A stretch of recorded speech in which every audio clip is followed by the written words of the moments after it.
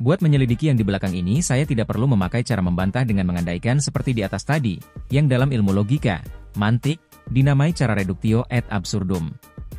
Menurut cara itu, cadi rohani itu sebentar diandaikan zat. Sekarang boleh saya pakai cara yang lazim dipakai oleh orang desa, ialah menghitung dengan memakai jari. Kini persoalan bukanlah lagi, mana yang bermula zat ataukah roh, melainkan siapa yang terkuasa dewa rah ataukah alam? 3 jawab yang mungkin, dan 3 jari pula yang perlu dipakai. 1. Dewa rah lebih kuasa dari alam dan hukumnya. 2. Dewa rah sama kuasa dengan alam dan hukum alam. 3. Dewa rah kurang kuasa dari alam dan hukum alam. Balik kita ke jari ke-1, yakni pada telunjuk yang megatakan, bahwa dewa rah lebih kuasa daripada alam dan hukumnya. Menurut ilmu bintang zaman sekarang, maka jutaan bintang dan bumi beredar menurut hukum yang pasti, ialah hukum Newton. Hukum itu diakui sah, dipelajari di sekolah, dan dipakai oleh ahli bintang buat menghitung hal yang berkenaan dengan bumi dan bintang. Hukum Newton tetap diakui, walaupun Einstein dalam beberapa perhitungan bisa mendapatkan hasil yang lebih jitu. Kalau hukum alam yang dilukiskan oleh Newton itu jatuh, apapun 1 menit saja berhenti, maka kacau balaulah jutaan bumi dan bintang tadi. Tetapi selama ilmu alam lahir dan ahli alam memerhatikan bumi dan bintang, belumlah satu saat juga hukum gerakan bintang itu dapat perkosaan.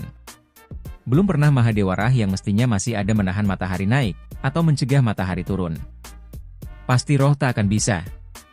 Percobaan, eksperimenten yang dijalankan dalam laboratorium pada 5 benua di muka bumi ini belum pernah memungkiri hukum yang dikenal dalam ilmu kodrat, mekanika, ilmu alam, ilmu kimia, dan lain-lain.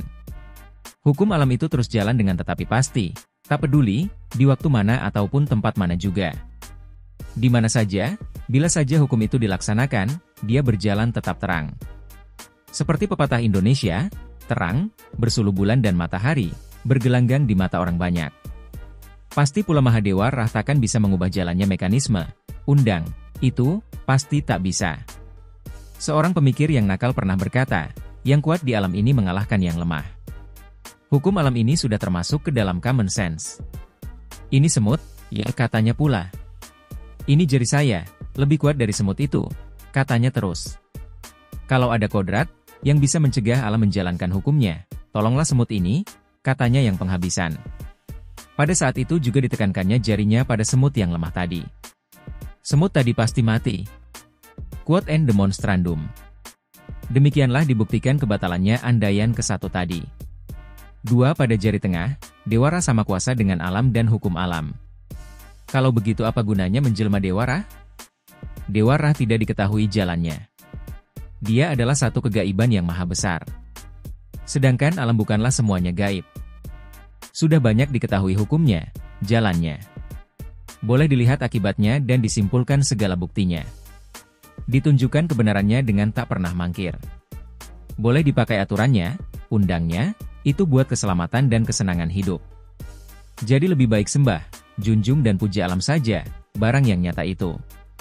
Seandainya Mahadewa Rah tak menyetujui hal ini, maka dia boleh datangi alam dan kalau perlu berjuang, mengukur kekuatan dengan alam. Karena kekuatan roh dan alam itu seperti sudah kita andaikan tadi sama, maka kita makhluk yang hina ini boleh menjadi penonton saja. Kita tak perlu takut.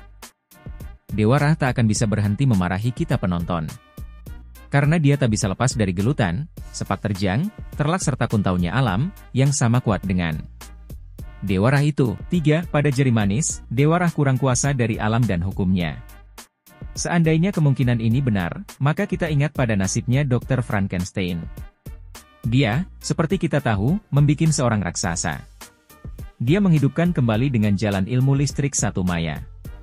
Tetapi otaknya mayat itu, ialah otaknya seorang bangsat.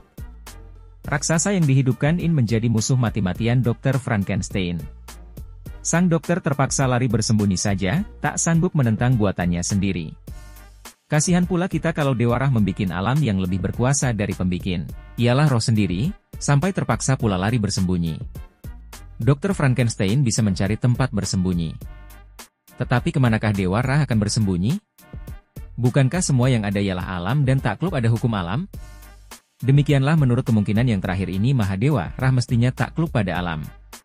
Sebagai bukti, ialah di mana saja dan kapan saja hukum alam tak pernah dan tak bisa dibantah. Demikianlah kalau kita pakai pikiran yang jernih, hati berani dan jujur, memikirkan bahwa zat berasal pada rohani, kita mesti tersesat. Kita mesti akui bahwa hakikat yang semacam itu bertentangan dengan akal. Buddha Gautama yang saya anggap ahli filsafat mistik yang terbesar, semenjak dunia ini diketahui, ahli filsafat barat, dari Plato sampai Hegel, lebih besar daripada pengakuan barat sendiri. Gautama Buddha yang sudah mengakui, bahwa rohaninya sudah bersatu padu dengan roh alam sudah sampai ke nirwana jika disesakkan oleh muridnya dengan pertanyaan, apakah roh alam, rohani, itu sama dengan jiwa, manusia, terpaksa menjawab, pertanyaan itu salah. Artinya hal semacam itu jangan ditanyakan. Artinya Buddha sendiri tak bisa menjawab. Tidak pula kita heran kalau ahli mistika zaman sekarang, yang sekaliber Mahatma Gandhi, kalau ditanyakan apakah ahimsa itu, maka Sang Mahatma memakai cara menjawab yang oleh ahli logika Yunani dinamai circulo indefindo, ialah berputar-putar tak habis-habisnya, seperti menghesta kain sarung.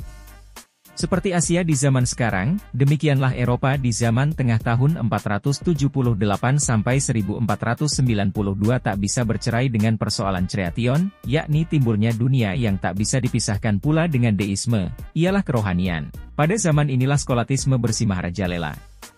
Tetapi pada masa dan sesudah revolusi Perancis tahun 1789, maka filsafat itu tidak lagi dimulai dan diakhiri dengan persoalan timbulnya dunia dan ketuhanan.